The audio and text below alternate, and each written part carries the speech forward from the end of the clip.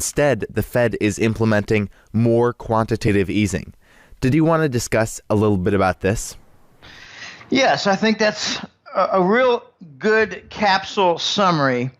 To begin with, the Fed is one of the greatest lying institutions in all of modern history, and they are the tool for tremendous largesse bestowed upon their own members. Now, they are grand liars, but they are also enablers of great theft. And the greatest theft they've ever had was following the Lehman incident, the Lehman event, the Lehman death in 2008. They had two different waves where they gave near 0% loans to the owners of the Fed. $23 trillion. Okay? I would like to get a 0% loan for $1 trillion. I'll settle for maybe $1 billion. You know what I'm trying to say. All right, so these are members of a banker crime syndicate. They don't tell the truth. They never do. Greenspan used to rely on his obfuscation, which really meant confuse the heck out of you so that you are impressed enough to say whatever you want to do. When they recently, in 2013, had their taper talk, they threatened to raise the interest rates, and I called it a trial balloon. Now they've done more. They've actually made an open statement that they were raising the interest rate for the Fed funds by 25 basis points. And there are other little details related to that. But I'm calling them liars because if you look at the effective Fed fund rate, 3 days after the supposed rate hike, it was not 25 basis points higher. It was about 8, which meant that they really had not enacted their rate hike after 3 full days. So what on earth were they doing? If you take a look at now, you see that somewhere between 16, 18, and 20 basis points is the hike on the effective, not the hike, is the increase on the effective Fed funds interest rate. But more importantly, what you see now is that the 3-month Treasury bill has an inverted yield versus the Fed funds rate. This cannot stand. They've actually caused a disruption on the very short end of the Treasury market. When they announced the rate hike, they slipped in something that usually is mentioned in the second and third paragraph and not very well focused upon by the shallow minds out there. I'm sorry, I just don't have a whole lot of respect for the financial community, the analysts, the observers, the traders. They just look at the headline and go, okay, here's how we act on it. Here's how we make money on it. Here's how we exploit it. Here's the trading strategy. What they did was they cited a heavier reliance on the reverse repo. And I'm willing to admit I got something backwards. Before I thought we had a confirmation of gigantic volume of $40 billion a day of failures to deliver on Treasury bond sales. I identified that as Wall Street doing naked shorting of $40 billion a day. By that I mean selling Treasury bonds that they do not own. I mean, I'd like to sell a whole stack of IBM stock that I don't own and never be held responsible for it. We can't do things like that. But what they've done is they've soaked up cash and made sure that the big banks are loaded with treasuries, which they can leverage upon. Okay, so if you look for a summary statement on what they've done with these reverse repos, they've assured that the big banks are leveraged more than they ever have been before. And I've used a year ago an analogy of a Tower of Babel. And this tower is higher now, and this tower is more narrow now. And that's a very bad combination for instability. Okay, but take a closer look. What does reliance on the reverse repo mean? It means that something else has stepped in to carry the load. They're soaking up a lot of treasuries that are being dumped on the market. For example, China, after getting turned down at the IMF for inclusion in the SDR basket, that's special drawing rights, which is the dollar, the pound, the euro, and the yen from Japan, China exacted its own revenge. And what they did was they sold $250 billion worth of treasury bonds in August, September, and October. That's $250 billion. Take a close look at the treasury bond yield for the 10-year, and you see no change. Since when does a market endure $250 billion in dumping and not change? The answer is when they have the Exchange Stabilization Fund, the ESF. The ESF, Exchange Stabilization Fund, is a major component at the Department of Treasury. It's shrouded in secrecy. It's involved in dozens of financial markets and rigging, all illegal. And they do their activity under the cover of national security. So, China forced out into the open the Exchange Stabilization Fund. I'm going to call it ESF from here on. They forced out into the open the ESF activity at the Treasury Department.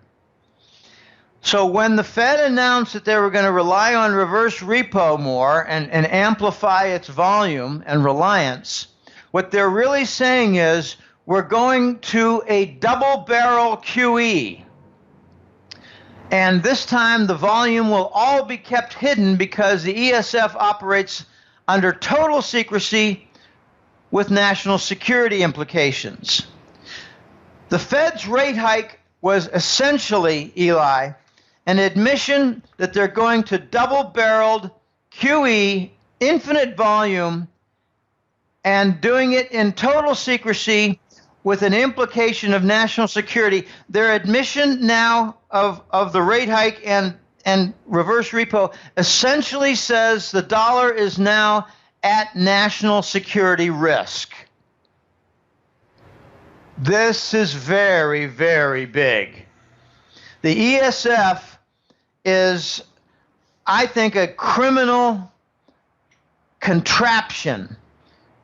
It's involved primarily at its origin. It was involved primarily as a currency stabilization fund to make sure that following the Bretton Woods and that everything was, hunky-dory in the currency world when we got rid of the gold standard. So take out the gold standard and its stability. You need to put in something else to assure the stability, and that's what the ESF did. Now we're seeing it linked with QE in a formal sense, but in a way that most people gloss over and don't pay a rat's bit of attention to. This, I believe, will cause the dollar to rise because you have the impression around the world, well, the Fed is tightening. The Fed's going to offer more on their interest rates. The Fed is offering a higher yield for the excess reserves that it takes from the big banks. This is a rate hike. Most rate hikes cause a currency to rise. Naturally, it attracts more capital. But in this case, we might get kind of a false rise from the not a spiritual, ethereal effect, the psychological effect. But this is while most central banks are dumping their treasury bonds. It's an activity to cover the treasury bond dumping. and to do so under the guise of national security. So we've gotten to national security issues now regarding dumping of the dollar in the form of Treasury bond. This is very big, very important. I outlined it in the December hat-trick letter in more detail, like a few pages, and what it all means. It had to be digested for me in a matter of a couple of days, because I think the announcement on a given Wednesday in early December was very close to the deadline for posting a report. So I put my head together with colleagues, and we figured out what this was. And I give a lot of credit to Rob Kirby and good credit to Euroraj. Rob Kirby is all over the Exchange Stabilization Fund and its activity. He calls it the most gigantic market rigging contraption ever devised by mankind. Mentioning that the dollar is at national security risk, you've talked about before about this idea of an economic reset, and the fall of the dollar really is a very important part of this economic reset that you talk about. I was thinking for the rest of the interview, we could discuss more specifics about the economic reset. So before we get into more specifics about the economic reset, for our new viewers, did you want to give us an overview of what the economic reset is, some of its recent history, and some of the deception and delays surrounding it? It was probably around late 2013 that the world superpowers, and I'm talking about, England, US, Germany, France, China and Russia, they all had a big powwow and said the dollar cannot continue to be the global reserve currency. You can't have QE, which is quantitative easing, which is bond purchase program off printed money. You can't have unsterilized hypermonetary inflation for the global reserve currency. And the stupidity and recklessness of that, combined with the lack of the public perception that it is folly, highlights the ignorance in the Western world as to what money and monetary policy is. You cannot print money on the global reserve currency. You can't do that. That's putting Zimbabwe on a global scale. You can't do that. You can't undermine Korea's savings account in the form of treasuries. Countries don't just save treasuries to buy crude oil. They save treasuries to serve as the foundation for their banking system, and you can't undermine that with hyperinflation of the same object. You can't do that. You wreck the global economy. You cause capital destruction on a global scale, and that is precisely why the global economy is not recovering. We're attacking the capital. So these major nations of the world got together in 2013 and decided that we needed a transition to be safe and smooth to get away from the dollar as the currency for global reserve. And that's not a simple task, Eli. It's like saying, well, we need to go from a deeply corrupt and ingrained dollar to a deeply safe and deeply honest system based on gold and integrate trade and banking at the same time. You can't do that quickly. So they came up with a multiple-step program, and the U.S. signed on it in December of 2013. And then, like all treaties for the U.S. government, we violated it. And we did so in February by having the Ukraine war, where we stole their 33 tons of gold. That bought some more time. But more importantly, we cut off the umbilical cord between Russia and Western Europe for energy supply, because we don't want that marriage to happen. We're willing even to have Western Europe's economy wrecked just so they don't team up with Russia. So there's a lot of deception involved in this reset. Way too much attention was paid to the Iraqi dinar and the Vietnam dong. And that game has been played. Geithner, Paulson, Hillary Clinton, they've already cashed in. That was 6 months ago. That game's over. So anyone who's hanging on to Iraqi dinar, you're a knucklehead. You missed the whole game there and the entire fraud. That was the deception regarding. They claimed that, well, we're going to have to make some adjustments to many, many minor currencies in the world. Well, yeah, but the main focus is the major currencies of the world. The currency reset is a grand misnomer, and I find the word is misused a lot. Misnomer means false name. It's that simple, false name. The global currency reset is really a multi-stage procedure toward reinstalling the gold standard.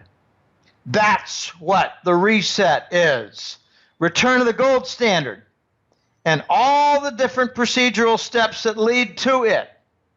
So the United States had a delay. We figured, hey, they'll offer Ukraine war and disrupt everything and just kind of make a mess in Europe and basically take a grand crap in the European Union. You know, we've seen recently the crap stirred up with the Syrian refugees, who are mostly not Syrian. They're from Morocco, they're from Algeria, they're from Libya, they're from all over the place. And to qualify, you need a criminal record. So it's like a macro case of the Mariel, Cuba dumping of prisoners on South Florida.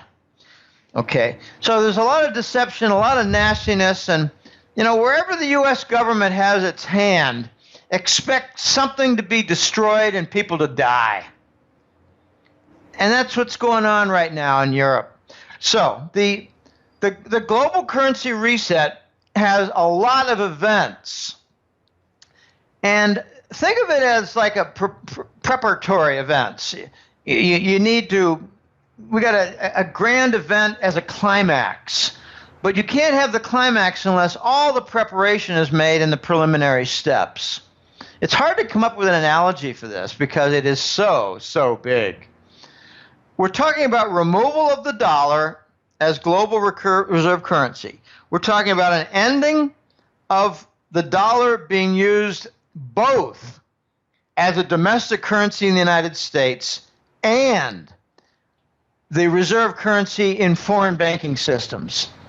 We're talking about a removal of that and all of its paper, toilet paper, confetti aspects, and integration of an honest system. The biggest shocks will come to the countries that have the biggest deficits and the biggest absence of industry. And that's precisely the United States. So the United States has been interfering and delaying with its integration because I call it a slipping into the third world. The United States has $1 trillion federal deficit every year. I forecast that in 2009, and that's turned out to be a correct forecast.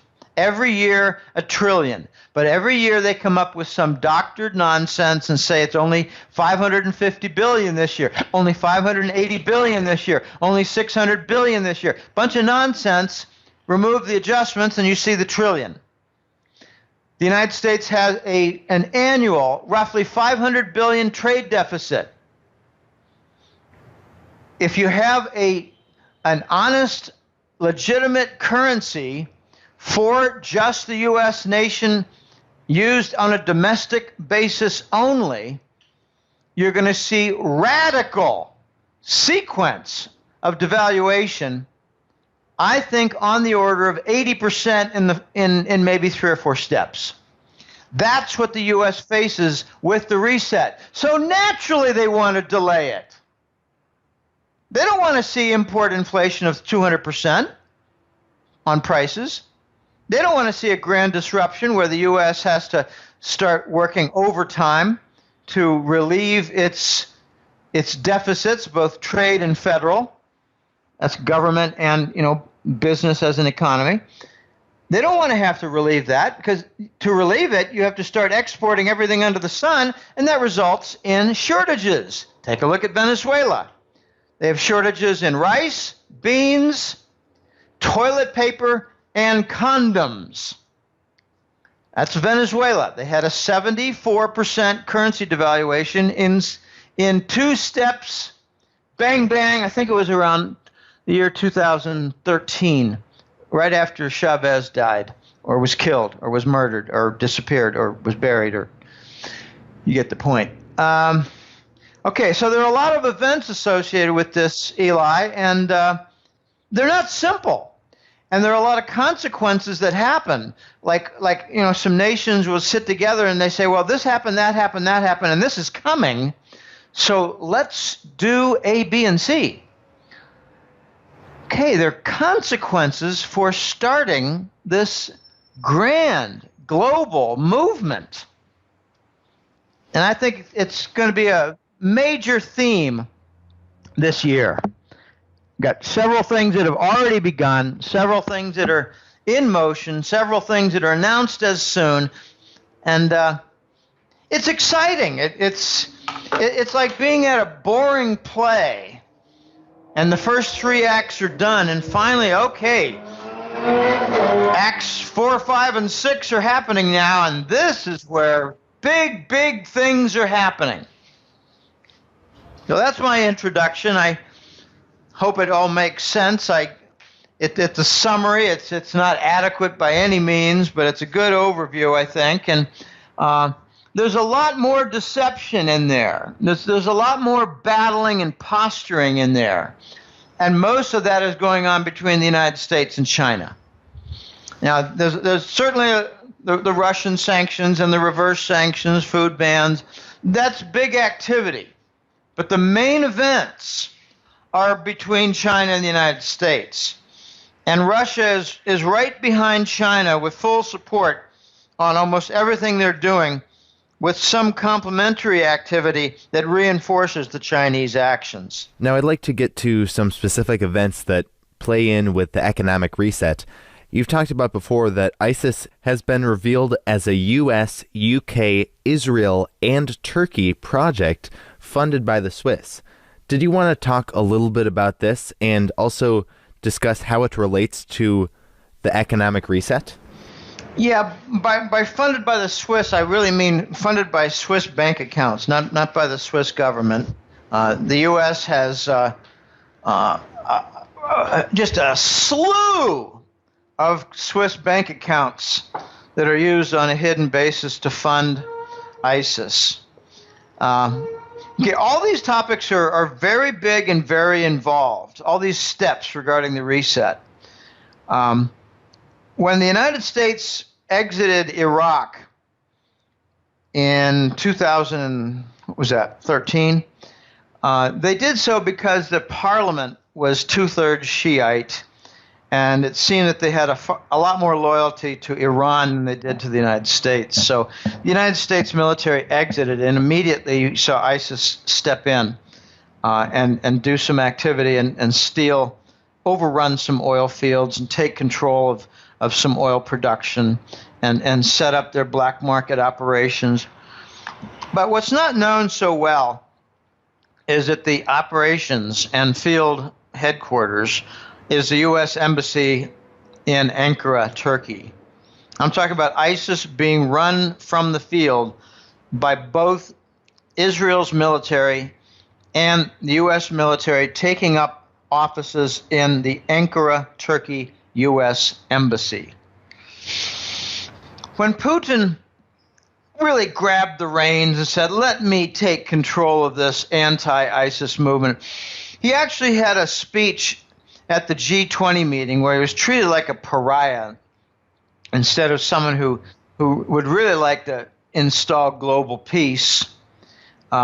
He took control of the G20 introductory meetings and had a large presentation where he showed how Western banks were tightly involved with the Swiss network in funding ISIS. And I asked The Voice what did he make of all that, And he said, well, don't forget that there was a Singapore bank account created by the U.S. government through one of their agents. And that person who opened the Singapore bank account died, I think from natural causes as opposed to being murdered, which is the usual method. And Obama's half-brother is now in charge, I don't know whether executor or manager or whatever, but he's taking control of that Singapore bank account. And that's how the U.S. government gets the funds through the Muslim Brotherhood to ISIS. So the Singapore bank account is the connection between Obama and ISIS. Now, these are impeachment charges, but nothing happens because, they're untouchable criminals running our country. It's very, very ugly stuff, and it goes a lot deeper. The beheading incidents are all faked, and if you want, you just follow through with the Senator John McCain's congressional email account, and you see connections with the studios ordering the beheading false videos. It's to create fear. And to me, it creates laughter. I have not seen a single beheading incident where there's any blood spurt. Now, you cut off a person's head. I know this is graphic and weird. Cut off a person's head, and blood will squirt 3 to 5 feet from the blood pressure. I'm so angry at the American public that I don't think they even understand, not just money and capital, I don't think they understand blood pressure. Cut off a head, blood squirts. On the ISIS videos, it didn't. They're all falsified videos. Okay, so there's a lot of weird stuff going on, and I've come to learn in just the last couple of weeks that the Israeli military has a health program for ISIS guerrillas. They get injured, they can get treated either by Israeli hospitals or by Israeli physicians working in the field. This is a U.S., UK, Israel operation with a Turkey headquarters. And how are they paid? With narcotics. The Pentagon regulars are paid by, government deficits. I mean, it's pretty hard to say they're paid by taxpayers because taxpayers just don't cover the bills. We got $1 trillion deficit every year, and $600 billion of that is the defense budget. So the defense deficits, the defense budget and the U.S. government deficits cover the Pentagon regular army, but the Bush and Saudi narcotics business, working closely with Afghanistan, it covers the ISIS bills. And notice that last month there was a Saudi prince who was caught in Beirut at the airport with 32 boxes of heroin. He won't go to jail. He might get his wrist slapped, and he'll be told, I'm sorry, you just got to spend a lot of time on your yacht. This is how they pay ISIS. It's been interrupted. The heroin lines through Saudi Arabia and the princes and other places, like even in Israel, they got significant. Israel is not just involved in human organ black market. They're involved in narcotics in order to pay the ISIS guerrillas. So they're trying to create a scorched earth in Syria. And the motive is simple. They're trying to interrupt the Iranian gas pipeline from reaching the European market, just like they interrupted in Ukraine the Russian Gazprom pipeline from reaching the European market. Okay, these two wars of Ukraine and Syria are specifically to protect the dollar. But if you look closely, it's to interrupt the energy pipeline connections with Western Europe. It's a lot going on, a lot of moving parts when it relates to ISIS, Eli, and most of them are very, very ugly. In the past, you've discussed how the Chinese yuan, the RMB, had not been included in the IMF's SDR basket of currencies. But now that has actually changed. They decided that they will now include it in the basket of currencies that makes up the SDR. So what is your perspective on this, and how do you think it'll impact the economic reset? Well, to begin with, they were turned down last May or so, and that was not quite so much an act of vengeance and petty display as I once thought. It was more like, well, you're really not ready, China. Why don't you do the following 3 or 4 things as requirements and get back to us, and we'll revisit this decision. And they did. And some of it had to do with international ease of exchange, and the other one had to do with accounting. So the Chinese complied, and just to make sure that the U.S.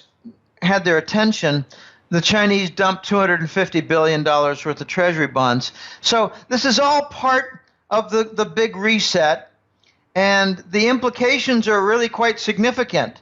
Let's just say, I don't have the exact figure in front of me, but let's just say that China has 12% of the SDR basket.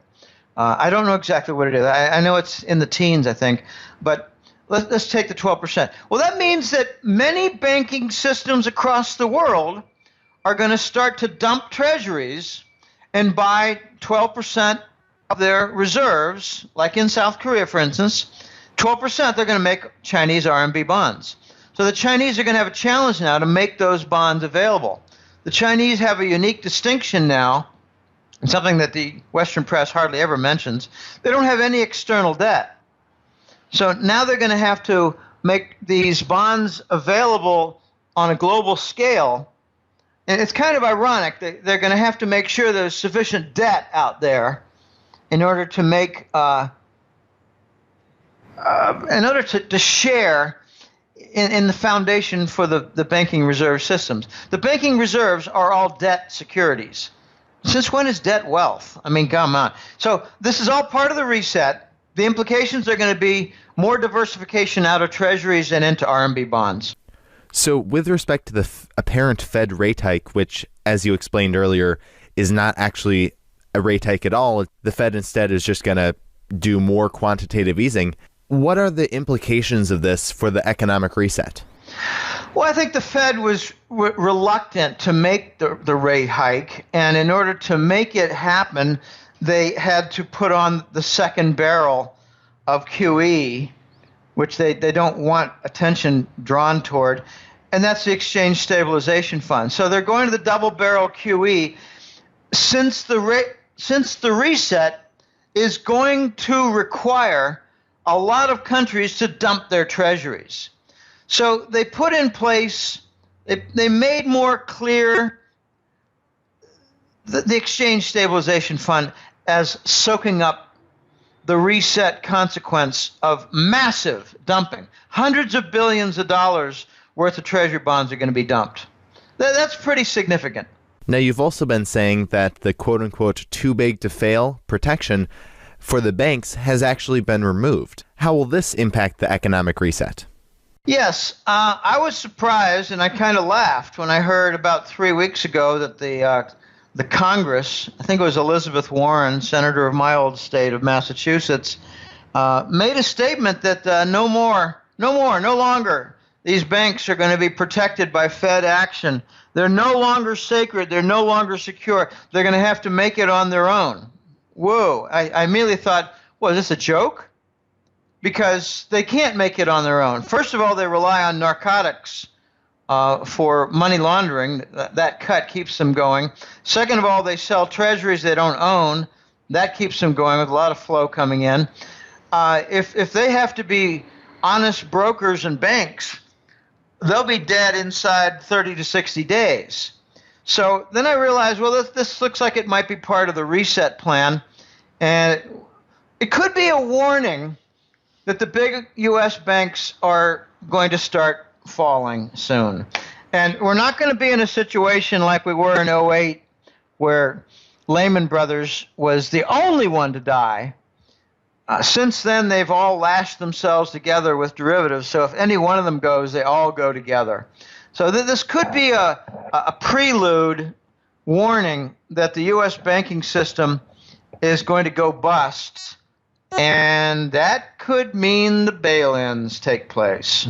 You've also discussed about how the petrodollar machinery continues to be dismantled. How will this affect the economic reset? By petrodollar machinery, I really mean the complex derivatives. And this whole sequence of petrodollar dismantling has been like a preparatory event leading up to the climax. It started about 2 years ago. And it's a long, drawn-out process, but I think it was motivated in large part by the U.S. and British stealing the Arabs' gold held in Swiss banks. And the climax event had to do with UBS and Credit Suisse and, just kind of thin cover for excuses. They said that they violated the Iran sanctions and they were making a lot of U.S. private accounts for tax dodging and all this. No, that was a false pretense. They just wanted to take control of the Swiss banks to steal the rest of the Arab gold. So the Arabs and the Saudis decided, we're going to do our own thing. They're going to, have these conferences every month with the Chinese and a lot of different things. But here's what the petrodollar machinery is all about. They're huge contracts. They're like trillion-dollar contracts that link crude oil and the dollar and the euro and the British pound and all kinds of combinations in there to form a network that acts like a platform. It's the contractual equivalent of the gold standard applied to the crude oil asset. So it made the de facto oil backing for the dollar. And you can get into all kinds of weird discussions and arguments and say, no, the dollar had no backing. It's a fiat currency. Well, that's true, but it also had a de facto practical backing in the form of crude oil, where the Saudis agreed and all the Arab Emirates followed suit. The Arabs agreed that they would take all of their crude oil sales and all the payments and what they called the petro surpluses, and they would hold them in treasury bond form and not sell them. So that completed the recycle, but it did not involve any sale of the dollar after the crude oil transaction. In other words, keep it all in the dollar family. Okay.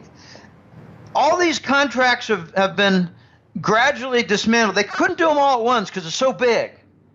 I mean, if you've got 700 quadrillion, I'm sorry, 700 trillion or $1 quadrillion worth of derivatives, a large part is interest rate derivatives, but another large part is the petrodollar crude oil derivatives linking with the currencies.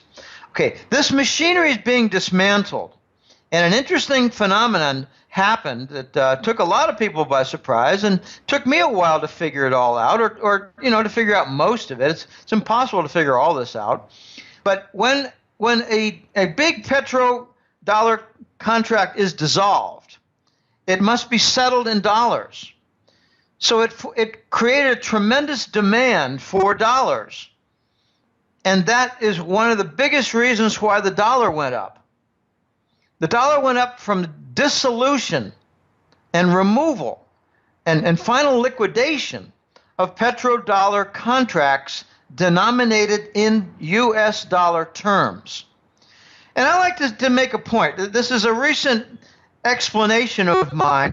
I've been saying the dollar's dying, and I get a lot of really stupid, abusive email from people. I think it's largely, 2 or 3 people using silly names and false emails, so I can't write back to them and tell them how stupid they are. But they say, oh, you got it wrong, Jim, the dollar's still going up. And that's exactly what I said. The symptom of the dollar death is its rise and continued rise. But here's how I like to explain it now. If we got off the gold standard to back the dollar in 71, and then in 73 we quickly got on the petrodollar de facto standard. What better evidence that the dollar is dying than the crude oil price is descending? But as the crude oil price goes down, since the petrodollar machinery is not all gone, the cantilever, the opposite teeter-totter effect is at work. Crude oil goes down, the dollar goes up. But as the dollar goes up, that forces the gold price down.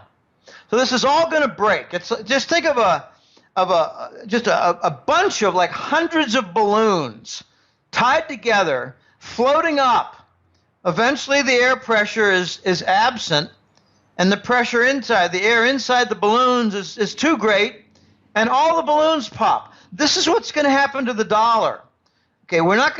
There are a lot of people who misquote me. They say, "Well, Jim, expecting the dollar to crash." No, I'm expecting it to disappear. If you have balloons floating up and suddenly they pop, the balloons don't crash to the earth. They explode at a high altitude, and that's exactly what's going to happen in the form of replacing the dollar. Now, with respect to the Shanghai Gold Fix and the RMB-based gold futures contract, how do you see these playing a role in the economic reset? China, through Shanghai, is going to take control of the gold market. This is a year in the making, but the two parts of it are that they will take control of the daily price fix. What's the price going to be as the market opens? That is the job of the price fix. They've actually invited a couple of London banks to participate in that process. They'll be the minority. They will not control. They will observe. They will not run it. That's important. The second thing is the Chinese in Shanghai are going to offer an RMB priced gold futures contract. Not going to be in dollars. It's going to be in RMB. And this is very significant for a different reason. In the United States, in the COMEX, and in London at the LBMA, they do not sell gold. They sell contracts. They do not deliver gold on the contracts. They sell paper contracts. That's all going to stop when the Chinese have their delivered RMB-based gold futures contract. This couldn't be more disruptive to the Anglo-American corruption of the gold market. But the Chinese are not in any great hurry. They don't care about your time agenda. They are busy buying the cheap, artificially low-priced gold that the U.S. and the British are making available to them. When they drain the British and the Americans' gold, they will take action and take control of the gold market. And then you'll see the price go up double, triple, or more. I think tenfold. I think the gold price is going to go up tenfold. I think the silver price is going to go up 30-fold. It's going to take time. But a big piece and a requirement to taking control and liberating the gold market is the gold fix on the price in Shanghai and the RMB delivered contract for futures in gold in Shanghai. The West does not deliver gold. It's like if you're a big player and you tell JP Morgan, I want delivery on that gold contract I have, they say you'll take cash. And if you make a big fuss, they'll say you're banned from the COMEX. They're criminal. Can you imagine laying out money to buy a television set or a car? And they say, well, I know you're ready for delivery in the car, but you're going to have to take cash. I want to buy a car. I want to drive the car. No, I'm sorry, you have to take cash. Well, I'm insistent. Okay, you can never come back to this car dealership again. My gosh, this is insane. The Chinese are going to change that. Now, moving towards Russia, you've said that Russia will step forward in oil price setting along with Iran. How do you see this playing a role in the economic reset? Well, there's a monopoly in the oil business. OPEC and the U.S. teamed together to come up with a price. The two major contracts are the West Texas Intermediate contract or barrel, and the other one is the Brent contract and barrel. They differ. They differ in viscosity. They differ in contaminants, namely sulfur content. So we've now seen the launch, this happened a couple months ago, of the St. Petersburg oil contract, the St. Petersburg benchmark of their type of barrel. And it's really not as simple as that. They've got a Ural Mountain standard benchmark. So the Russians are going to be introducing a couple of competitive benchmark types of oil. And there's a hidden motive there. So they can set the price. And I think that one of the agenda items when King Salman's son visited the Kremlin a couple months ago, I think one of the agenda items was the Saudis and the Russians were going to band together so that they can agree upon other pricing mechanisms as we move into the future as part of the reset. I think what we're going to start to see is the Saudis either working cooperatively with Russia on the oil price setting, or Russia makes sure that the House of Saud falls. And I think we're really moving in the last couple of weeks toward the Russians bringing about a fall of the Saudi kingdom. I don't think the Saudi government is going to stand much longer. You've said in the past that numerous nations are seeing currency strife within their own country. Some examples of these nations are Turkey and Sweden. So again, how do you see this playing a role in the economic reset? Yeah, well, when the dollar rises, it attracts some momentum interest. If you're a little player in Brazil, you're going to want to preserve your money. And if the Brazilian real currency is going down, down, down on a regular basis, you're going to want to get out of it and into the dollar. So this rising balloon has some momentum with other nations blowing it higher.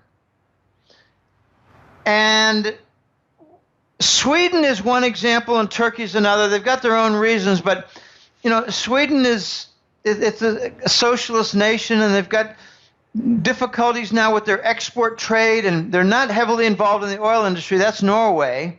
They've got their own problems there. But Sweden is now making some open statements regarding their currency and the problems they're having. But I like to focus more on Turkey because the whole ISIS front has exploded on the Turkish currency and economy. Their Turkish lira, it's the same name as the Italian. The Turkish lira has fallen about 20% in the last few months. And the re-election of Erdogan was a temporary reprieve. It's now falling again. And what it's causing is a tremendous price inflation on all things imported. And Russia's made sure that Egypt is not sending its fruits and vegetables as export to Turkey, but instead diverting them to Russia. So Egypt to Russia on fruits and vegetables. So you're having shortages and price increases all across the Turkish economy. Lots of countries now are having currency problems. I've mentioned Turkey, I've mentioned Sweden, and I've mentioned Brazil. Brazil's got its own problems. They've got their giant Petrobras company, their national oil company. It's loaded with corruption, sweet deal loans that'll never be paid back, all kinds of bribes to officials, all kinds of prosecution. Some people are going to jail, and it's going to have a tremendous fallout. It's already having a fallout effect with employment, and now they're trying to sell their way out of it by opening up the Brazilian oil reserves that are 50, 100, 200 miles offshore. They call them the salts because the oil is buried under big salt deposits. So big implications. the Brazilians are reacting by trying to bring in foreign revenue by selling off some of their natural resources. These are very big consequences. But we're seeing currency problems everywhere. Look at what's happened to the Canadian dollar. It's down in the neighborhood of 70 cents. It was up to over $1.05 just 3 or 4 years ago. It is one of the biggest victims of the falling oil price. Canada has a lot of resources, a lot of commodities that they produce and export, and oil is one of their biggest. So huge problems on the currency front. And, I could go much, much more into Canada, but I'd rather stick with these other foreign currencies and their problem. The whole world is upside down in the currency market right now, causing inflation within their domestic economies. You cannot have the dollar go up without other currencies going down. And as they go down, you have consequences to their domestic economies in the form of higher prices for a lot of different things. Do you see bank bail-ins playing a role in the economic reset? I don't think we'll get bail-ins unless we see big bank failures. I don't think we're going to see big bank failures unless we see sub-$30 oil or the very near prospect of introduction and launch of a domestic dollar. So the two big triggers that you trace back to on this causality is lower than $30 on the oil price and the immediate prospect of a new domestic dollar that I call the Scheiss dollar, which is German for shit, refuse, discarded items. The U.S. is already making preparations for this Scheiss dollar. They've got various names for it, the Republic dollar, the Treasury dollar, whatever. This is not time for the Amero to come in for U.S., Mexico, and Canada. No, this is going to be the U.S. stuck on its own. No one wanted to be tied to the U.S. ball and chain with their $18 trillion in debt. So the U.S. is going to have to go it alone and inevitably have a debt default. It was my 2008 forecast, and we're getting very close to it now. The bank bail-ins will occur. I believe they will occur. But it will mean that we are in the very last stage of a nasty, nasty sequence that has to do with U.S. government debt default, introduction of a new currency, decimation of the energy sector, not just of, oil contracts gone bad. I'm talking about oil businesses and their capital going to waste. It's not just let's figure out how much oil has been sold, multiply the number of barrels by the $50, $60, $70 differential, and that's the loss. No, this is a loss of capital equipment in the oil industry. All the equipment sitting in Bakken and Dakotas for the shale industry, and in California in the shale industry, all that equipment, what's going to happen to it? It's going to go idle. It's going to go liquidated. It might rot it for 10 full years. I don't know. But I think we're going to see a lot of very unusual events take place regarding the energy industry. But apart from that, the oil price and the U.S. government debt, if all these nations of the world, Eli, are dumping their treasuries, no one's buying it, we're stuck with hyper double-barreled QE with both the Fed and the Department of Treasury with the ESF fund. How on earth can you continue that currency without a default? We are Greece times 100. And the bail-ins will be part of that resolution. And all the idiots out there who have their money sitting in CDs and big bank accounts with the big banks, get ready for a 40, 50, 70% cut in what they're worth. It's time, Eli, for people to get rid of their bank accounts, get rid of their stock accounts, buy gold and silver, because that's all that's going to be left standing. You've said in the past that the U.S. government has reversed its position on the Syrian regime. How will this impact the economic reset? Yeah, something happened 3 or 4 weeks ago. We don't really know what happened because the U.S. government doesn't make press statements about the most embarrassing and disgusting things that they do. But John Kerry, the Secretary of State, made a trip to the Kremlin in Russia. He met with their Foreign Minister Lavrov and President Putin and basically made a 180-degree reversal on two fronts. He said the U.S. government no longer has a requirement that Assad must leave Syria and be replaced. The second thing he said was, we're now going to try to influence Turkey to remove all their troops from Syria and northern Iraq. Complete reversals. Obama just 2 or 3 weeks before had said, we have a red line, a hard line in the sand, Assad must go, we will never reverse. And we did. Obama looks like an absolute idiot clown on the foreign geopolitical front, on the stage.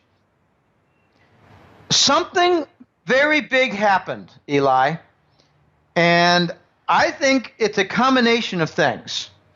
I think it's very clear to the U.S. government that ISIS is being exposed as a Langley and Israeli Mossad operation, funded closely and served by soldiers from Saudi Arabia, and it's also funded by UAE, and it's also funded by Qatar. These Gulf Emirates are loaded with their funding of ISIS. They don't want Iran and its influence to take over in Syria with the pipeline and a whole lot more. So I believe the U.S. government realized ISIS is being revealed as a very dirty American secret, and ISIS is being destroyed. The Russian military is basically destroying ISIS, and they're getting cooperation from the German military, the French military, and indirectly from the British military. So we have elements of NATO working with Russia to destroy ISIS, which is a hidden U.S. and Israeli organization.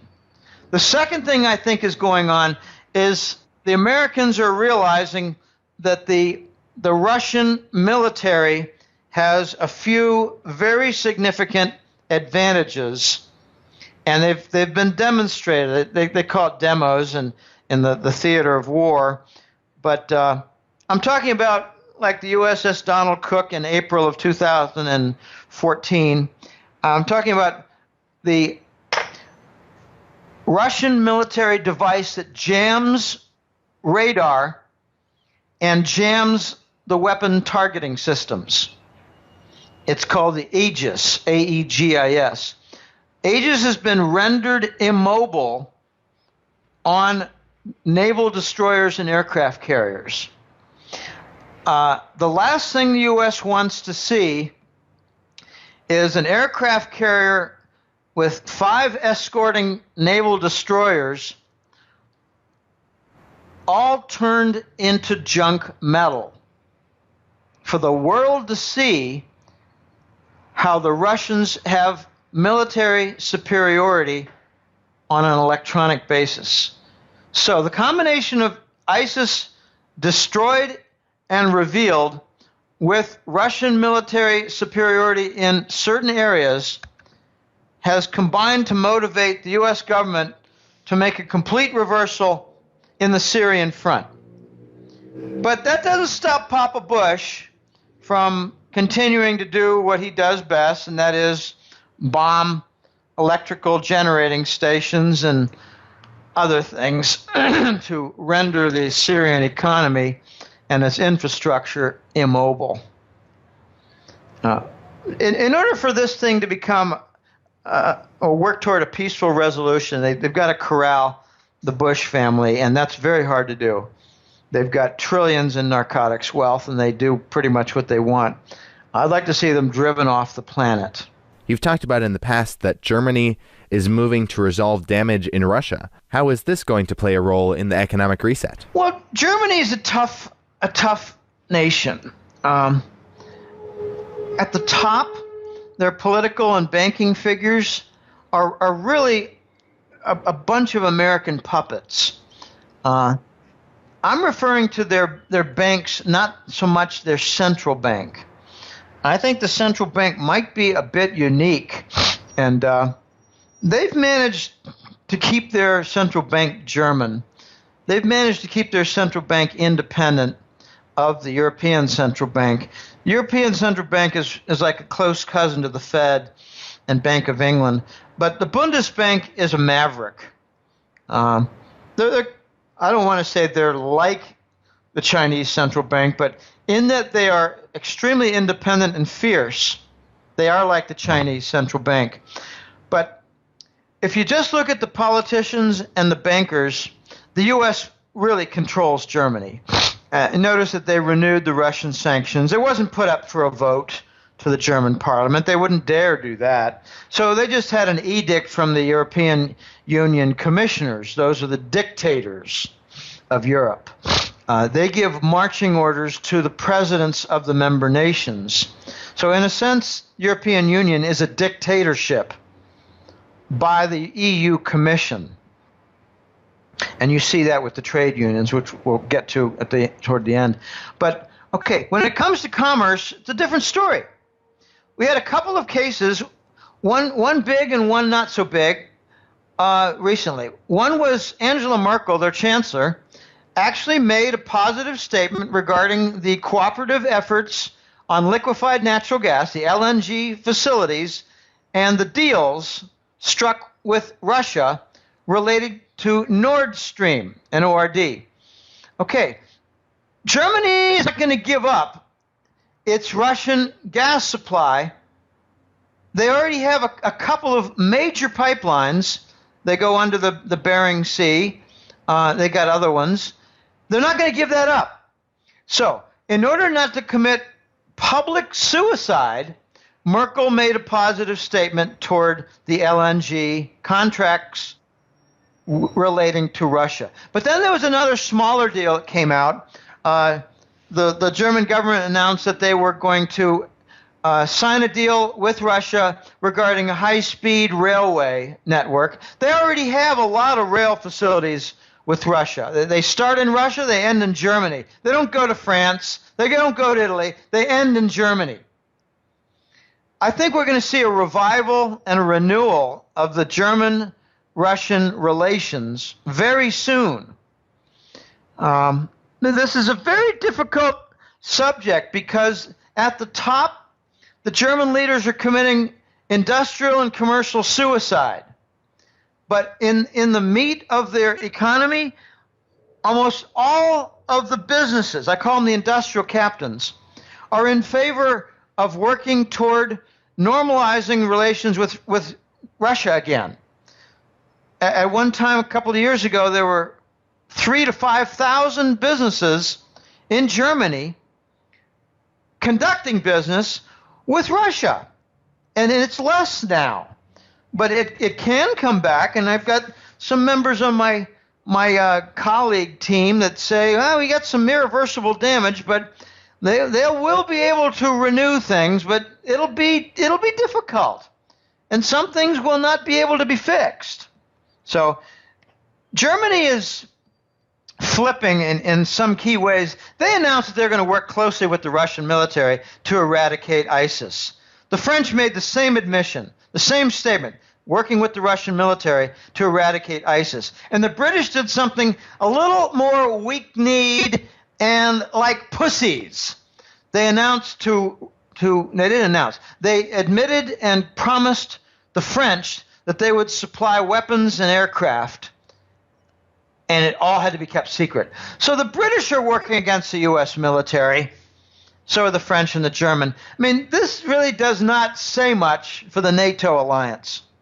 Now, moving back to the yuan, the RMB, besides it being accepted into the SDR basket of currencies, you've said that it marches along on several new global financial platforms.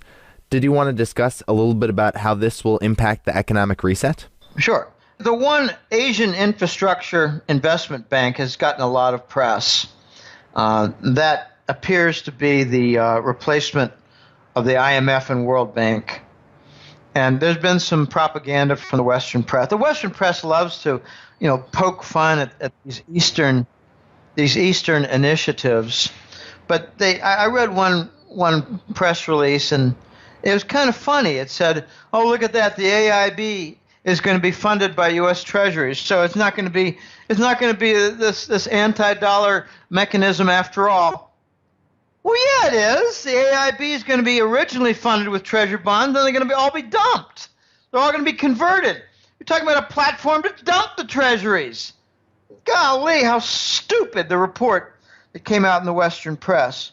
Okay, so they're all contributing Treasury bonds, and then those will be sold and into the form of gold trade notes and RMB currency and a lot of other things. Okay, so that's just the AIIB. The Chinese also have what they call the chips, the Chinese International Payment System, CIP. I prefer to call it chips, but it's going to be a rival to SWIFT, the international, very standard, long-standing payment transaction system, bank to bank. So the Chinese now have a rival, and I've heard a couple of eyewitness reports on how it is used, and it's a little quicker and a little slicker. Apparently, you set up some background things, and then you do a password, and then you do like think of it as a super credit card or a super ID card, and you swipe it through, and poof, your $1.5 million has moved.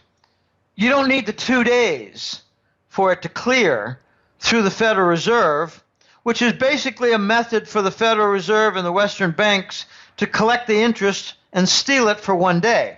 Now, it doesn't sound like much, but if you do 100 transactions in the year, you're talking about theft of interest for 100 days. Okay, you've also got a debt rating service that's moving into place. I think it's called the Dong. No, I'm sorry.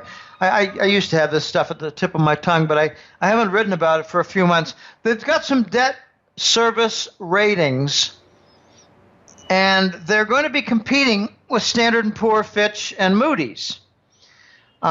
It's a whole lot more than that. They've got this new development bank, and I like to tell the story. I repeat this story often, but it's kind of funny and it's worth mentioning. Originally, they called it the new development banks, the BRICS Development Bank, but now they're just calling it the BRICS Bank. Well, why isn't it development anymore? Well, it is development, but the AIIB is development. They're changing the name of the BRICS Development Bank to just the BRICS Bank because they didn't want heat and friction from originally calling it the BRICS Gold Central Bank. The BRICS Development Bank has now morphed to become the BRICS Bank, and it is going to be, I think, the location where a lot of U.S. Treasuries and Euro bonds and British gilts are sent to die. They're going to be shipped off to the new development bank where they're sold off and converted to gold bullion. So I believe the original BRICS Development Bank is going to be a dumping ground of treasuries and other sovereign bonds to buy gold. Okay. The RMB marches along on several new global financial platforms. To begin with, way back in 2006, there was the yuan swap facility between Brazil and China. It was a prototype. You had 3 or 4 or 5 of the biggest Brazilian banks, and you had 3 giant Chinese banks, and they settled all their bilateral trade. They settled it all with Chinese yuan and real, no dollars.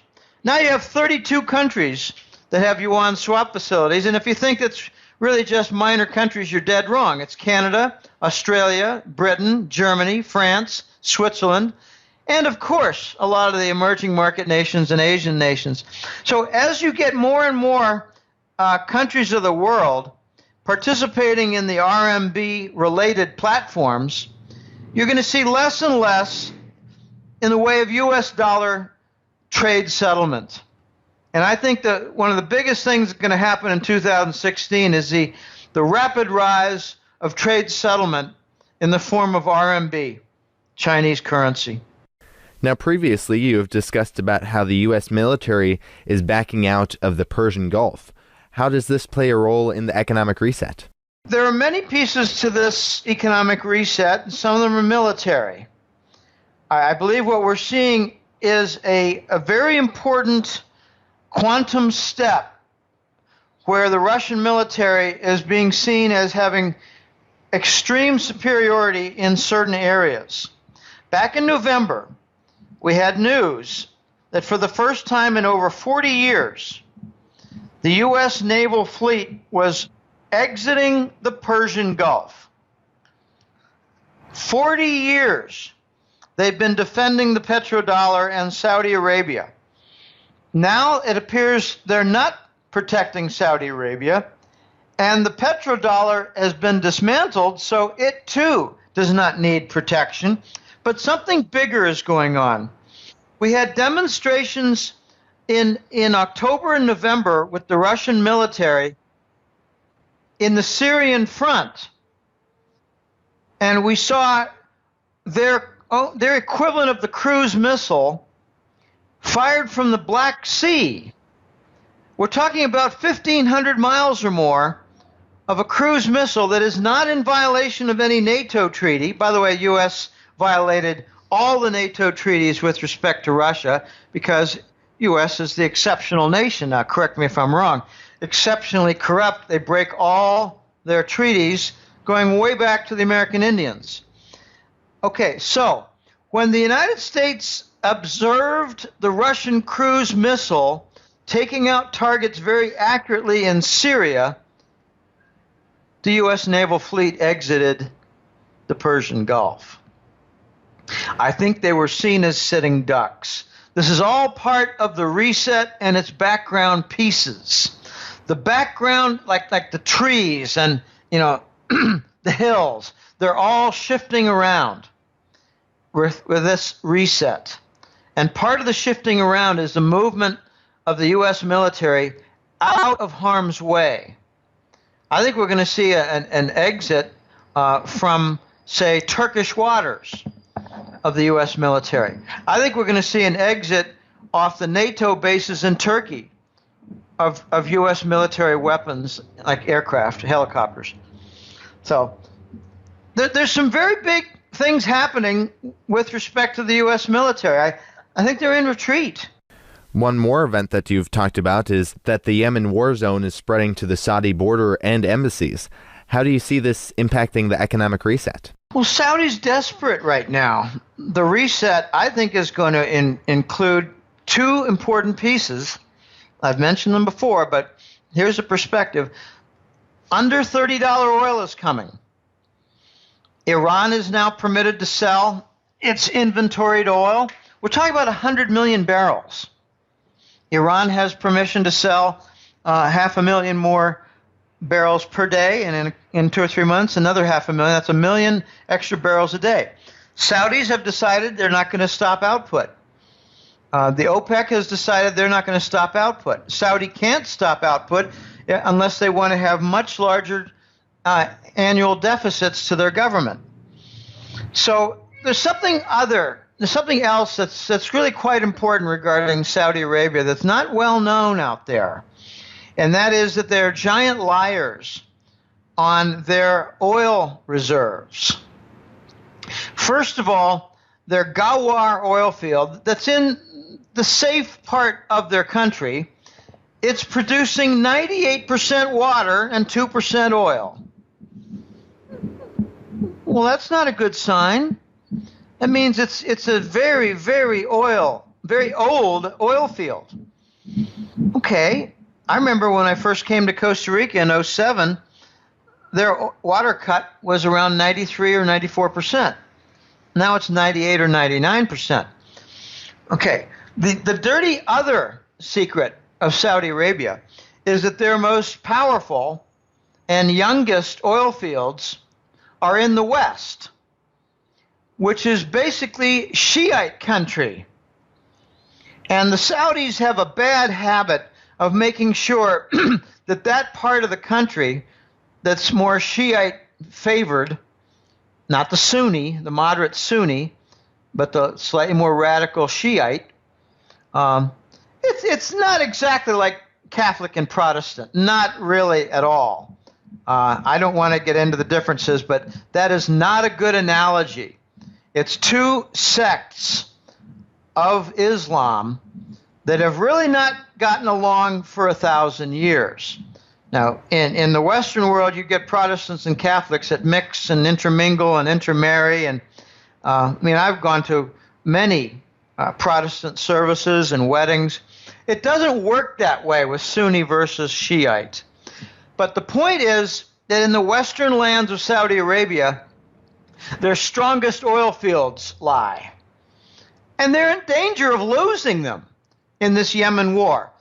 All right, take a look at the geography here. Yemen is located south of Saudi Arabia on the same Arabian Peninsula. That's what it's called, the Arabian Peninsula.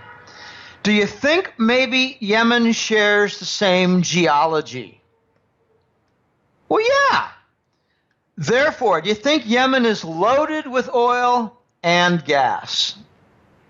Yes, and that is now being discovered and revealed and disclosed by the various tribes that make up the country that only very recently formed a central government. So Yemen is realizing that the Saudis are coming at them under false pretenses on the U.S. fabricated front of terrorism. So the Saudis are trying to overtake Yemen in order to stop the terrorist threat. It's a bunch of BS. They're trying to capture Yemen's energy reserves because Saudi is running out. I think it really points to Saudi adopting a suicidal Vietnam War on their border. I mean, U.S. didn't have a Vietnam War on their border. We had that 5,000 miles away, and it ended badly, except that we did have one successful objective to the Vietnam War, and that was to capture the heroin business in Asia. But Yemen is going to end badly. I think Yemen is already very costly to the Saudis in three senses. It's costing them a lot of money. It's costing them a lot of military weaponry, and it's costing them a lot of men. It's costing so many men that they're importing Sudanese mercenaries, and they're being killed like flies in the summer window. This is going to end badly. I think that Yemen and ISIS are going to combine to bring down the Saudi regime, and the money is going to be very important. They've got huge deficits. They cannot say, we're going to work toward increasing the oil price by cutting back production, because they just announced a $135 billion annual deficit. Now multiply that several fold, and that's what the United States would have on a per capita basis, which we do. So the Saudis are now in the same boat on a federal deficit financial front as the Americans are, and they're tied to the dollar with a peg. Look for them to depeg their currency. Look for them to have a devaluation. Look for them to have price inflation and shortages, in addition to all the other problems they have that are, I think, going to contribute in 2016 for the fall of the House of Saud. And if we see sub-$30 oil, The Voice just sent a message the last couple of days. He said, it's not just going to be Saudi Arabia that falls. It's going to be all these oil-dependent monarchies in the Arab region, in other words, the Gulf Emirates. And then we got into an interesting discussion about which Gulf Emirates are the most vulnerable, and they all appear to be vulnerable for the financial front because they're not bringing in as much revenue as before. So the most vulnerable of the Arab Emirates will be the ones that have their biggest social safety net, namely, handouts to the public, to the poor, not just food, but educational grants to help them to go to school, go to college, or whatever. Just all the different social net, the health system, the education system, just the food system. And the Saudis are by far the most vulnerable there. But it's much more difficult when it comes to the the Gulf Emirates because they're top heavy. They've got just a few that own a great deal of the wealth. You've got a lot of foreign workers that occupy the country and run their oil industry or operate as servants within their households or run the factories at Aramco in Saudi Arabia, the petrochemical giant industry. I think we're going to see the fall of House of Saud this year. I think we're going to see, even sooner than the Sauds, I think we're going to see a regime change in Turkey. And let me just give a little side story about Turkey and Erdogan. He's a piece of scum. He's a U.S. puppet, to be sure. But he's heavily involved in not just black market oil through ISIS. He's heavily involved in the narcotics that has been pretty well documented through the NATO Air Force bases. Just a few weeks ago, Erdogan received a $3 billion grant from the European Union Commission. This is from a high level. And the grant had I don't know how to describe this, not a stipulation. It was a deceptive press release item. It said the $3 billion is to help Turkey to aid the Syrian refugees. No, I've come to learn it was a payoff to leave office. This is how we work. False press statements, controlling governments, narcotics left and right, black market industries, the son of Erdogan involved with ISIS black market oil. And then when it doesn't go well, they give him a bunch of money to get out of town. And after he gets out of town, I guarantee you the U.S. is going to label Erdogan as one of the biggest rogues to the Islamic and Arab region in 100 years. He'll be the bad guy. Just like Saddam Hussein was painted the bad guy. But Saddam Hussein was a business partner of Rumsfeld and Papa Bush. Very, very ugly stuff. Very, very ugly. But look for Saudi to fall and look for Turkey to have a regime change like a military coup. Now, moving to our last topic, I was wondering what your perspective is on the U.S.-led trade unions. You've said that they will basically wither away and not find any support. Do you want to discuss how this will impact the economic reset? Yes. We've got two. The Transatlantic Trade and Investment Partnership. That's for Europe. And then we've got the TPP, the Trans-Pacific Partnership. And that's for Asia. Okay, these are two very big trade unions, trade pacts, trade deals. The U.S. is trying to get them passed in the foreign nations like they passed Obamacare. You can't debate these things. You can't read about their details. You need to sign them quickly and then learn what they are. Does that sound like dictatorship to you? It does to me. So, here's what some of their clauses are. One is adoption of GMO foods, genetically modified organisms foods. And this is not a good thing. It's sterility for the grown object like corn, wheat, whatever. They don't produce seeds. And in other words, a dependence on Monsanto for the next season's crop. They had a demonstration in Costa Rica in the year 2000, and I think it was 6. It might have been 2005. 2,000 farmers showed up on horseback. Some brought their oxen to crap all over the streets and clog the assembly, which is their legislative body, in San Jose, Costa Rica, to let it be known they did not want the GMO seeds from Monsanto. And I've got pictures. I snapped them as I was going by, walking or on my bicycle or whatever. Monsanto kills. It painted on a wall. And a picture, a caricature of Johnny Appleseed with a little, a satchel on his side. But it was a skeleton spreading the seed. That's how they feel about Monsanto here in Costa Rica.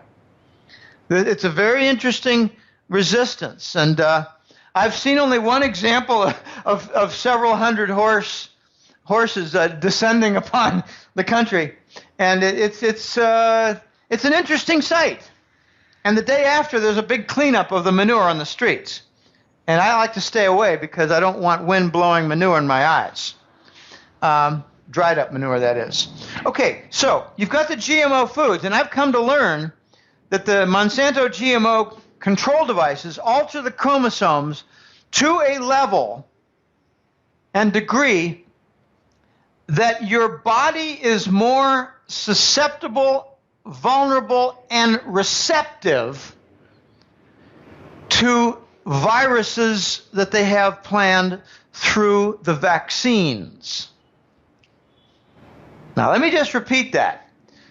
The GMO foods alter your chromosomes at a very deep level so that when you take the vaccines that are not really vaccines, your body will have introduced certain viruses, and they will work together with the GMO ingredients at the chromosome level to render greater human sterility and to prepare you for their programmed viruses. Now, there was an interesting movie called The Bourne Legacy, and it did not star Matt Damon. It had Jeremy Rennie in it.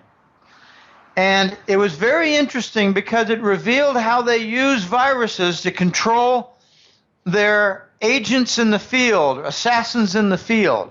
You take the blue pill, you take the white pill. You take the blue pill, I'm almost out of blue pills. Okay, that was what Jeremy Rennie had as a problem. He had to go resupply himself and then get off this virus control. So there's an integrated coordination plan for laced vaccines with viruses to work with the GMO foods. And the GMO foods most commonly used are corn and wheat. Therefore, I don't eat bread. I eat very few crackers. I do not eat corn. I have not eaten corn in 5 years. No corn, 5 years. I liked corn. I liked it. I don't eat it anymore. I don't want to be subjected to what they're doing. Now, my bread intake, it's more interesting. About 3 or 4 years ago, I realized that, bread and cereal and rice and pasta, that's your big carbohydrate intake. So I backed off, and I have this little game I play. I buy a loaf of bread, and I try to make sure that I throw away the last few pieces because I want them to be molded. I want to eat bread so slowly that the last few pieces are molded and I throw them away. Well, I've got a loaf of bread in there, and I bought it back in September. Here we are 4 months later, 4 months later, and I think I'm going to have to throw away half the loaf. That's good. That's good because they're working with the GMO attack with wheat. Because they figure with wheat and corn, they're going to get you. Well, they're not going to get me. Okay, that's GMO food. That's part of the TTP, TTIP and the TPP. Oh, I hate those initials. It's part of the European Trade Union and part of the Asian Trade Union. Why do they not call it Trans-Asian? They call it Trans-Pacific because they're trying to get Chile and the South American nations to sign on, and I think Chile already did, and I'm very disappointed in them. I don't know why they are so dumb. Okay, that's one. Here's another one. This is very big, and it really speaks to the fascist business model. The trade unions stipulate that the wealth of nations are to be controlled by the corporations. Whoa. What if an individual owns a big deposit, doesn't want to sell it to a company? I think he can be shot. Okay, this sounds stark, but it is. These trade unions and the contracts behind them and the clauses behind them, they are the framework of the global fascist corporate state. I believe the TTIP and the TPP for Europe and Asia are the new world order coming into view. This is ugly. And what it means is a set of corporations will control the wealth of the nation. What it means is that the corporations will decide on who will be working to develop these resources. It means the corporations will be involved in control of the hiring of all the people, workers, toward exploiting the riches of the nation. And this is very, very ugly and dangerous. This is a framework for fascism. A third piece has to do with information. The trade union stipulates that food labeling will not be permitted, as it includes any GMO aspects and details.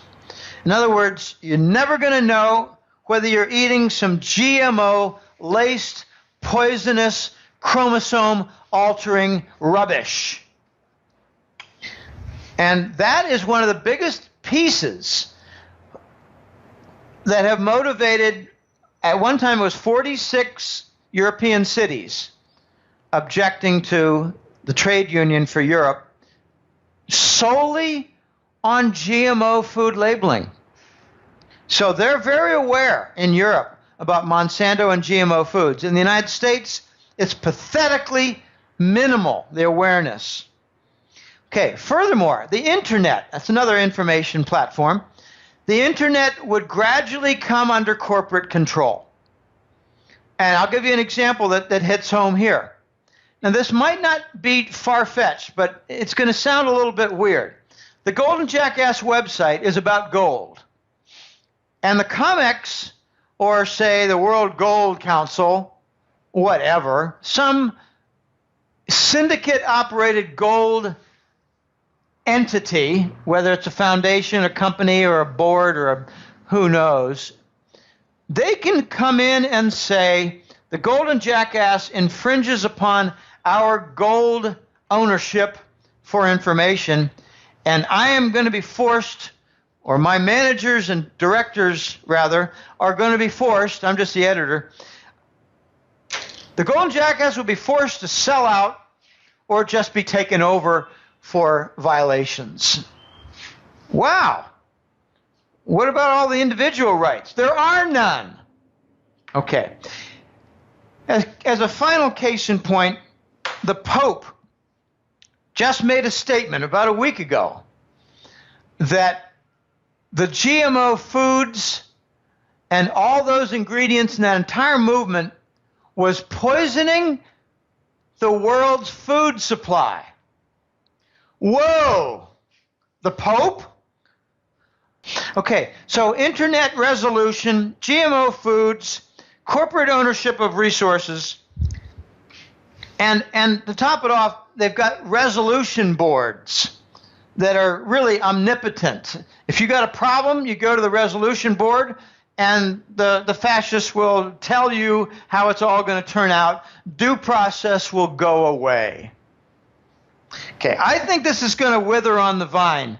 There have been a lot of different components and hints that the New World Order just ain't going to make it. And I was alarmed in May of 2014 when Vice President Joe Biden made a speech at the Air Force Academy commencement. And his speech was basically that we must all celebrate the onset of the New World Order. And applause, applause, applause. Do they even know what they're saying? I don't think so. So these morons in the audience, or puppets in the audience, or robots in the audience, were applauding the New World Order, preached by Vice President Biden, who is a syndicate player. Why do you think they had him back up Obama? Well, in case Obama dies in one of his gay sex parties from overheated activity. Then they have the New World Order proponent, Joe Biden, whose son, by the way, is working in black market energy deals in Ukraine. I mean, you got Turkey's leader's son working black market ISIS. You got Biden's son working in black market energy deals with fracking in western Ukraine. I mean, these leaders are pretty dirty, and they want to go the next step and have the trade deals imposed on Europe, Asia, and the Pacific borders of South America. It's dirty. I think they're all going to wither on the vine, Eli. It's my hope, it's my desire, it's my prayer, and just not find support. So what you're finding now regarding the TPP in Asia is one nation after another is saying the right thing to the Americans, but they're signing up on competing trade deals with China. Because in their infinite stupidity and shallowness, the American architects of the Asian trade unions decided not to include China. Can you think of anything stupider? Well, Jim, Willie, thank you so much for joining us today. I think we've covered a wide range of topics today, but before we let you go, did you want to share with the viewers any last thoughts you had? And if our viewers are interested in finding out more, where they can find you on the internet? Yes, the website where the hat trick letter is found is www.goldenjackass. I'm the editor. It's been 11 and a half years. Actually, this April will be 12 years. Wow. I thought by the time we hit 2010, the gold standard would be back. But no, we've got just too many wars to extend things. We got too many emergency monetary policies like 0% and QE, which is basically hypermonetary inflation like Zimbabwe. Remember we used to call the Japanese desperate when they went to 0%? And then we said that we're going to go to it, but it'll be temporary. I said, no, we'll go to it. We'll never get out of it. That was 2009. So here we are 6 years later, and it's still 0%. So I got a lot of forecasts like that I've gotten correct. I tend to get the big things correct with a lot of guidance from my colleagues, in particular the Voice, a European man.